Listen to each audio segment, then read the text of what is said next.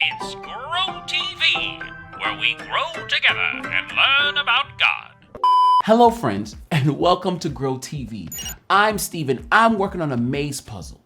One of those tricky maze puzzles where there's so many paths to choose, but you try to choose the one that will get you through without hitting a dead end. They're kind of hard.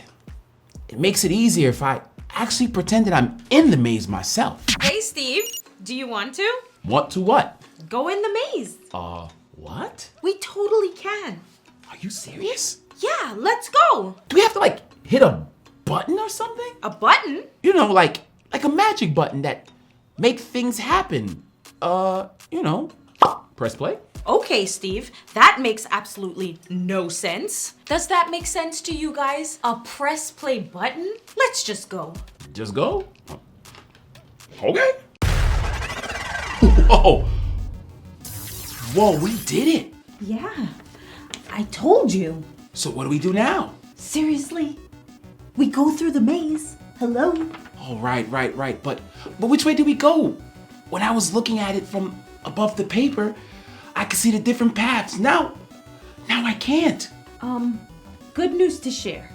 I brought the paper. Oh, wow. Well, yeah, that is good news. Really good news. Okay, so let's get going. Okay. Whoa, wait, Stacey, wait. What if we hit a dead end? More good news to share. I've got an app on my phone that detects dead ends. When it beeps, we know we're close to one and should go in a different direction. See?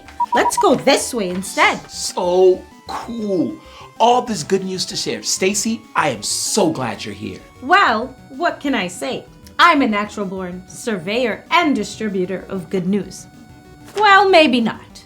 But I do love to share good news. There is a story in the book of Acts, chapter 16, about someone who lived to share good news. A guy named Paul, who was also known as Saul, traveled with some of his friends to tell people about Jesus. The good news. Right. And God's Spirit told them where to go and where not to go. And one day, God's Spirit led Paul to the land of Macedonia. You see, Paul had a dream from God. And in the dream, a man in Macedonia begged Paul to go there and help them. Help them with what? Well, Paul had an idea, but it really didn't matter. It was where God's Spirit was leading. So right away, Paul and his friends left for Macedonia. He knew that no matter what was going on, God was sending them there to share the good news about Jesus.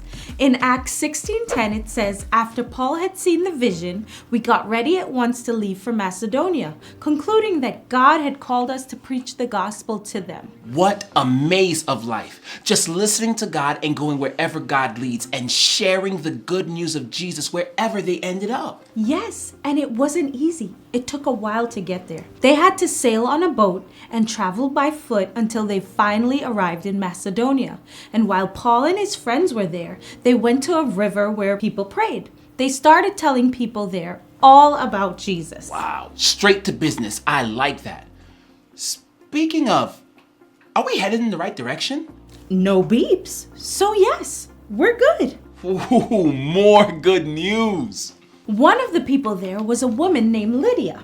Lydia listened closely to what Paul was teaching, and after hearing about Jesus, she decided to follow Jesus too. In fact, her whole family got baptized to show that they were going to follow Jesus from now on.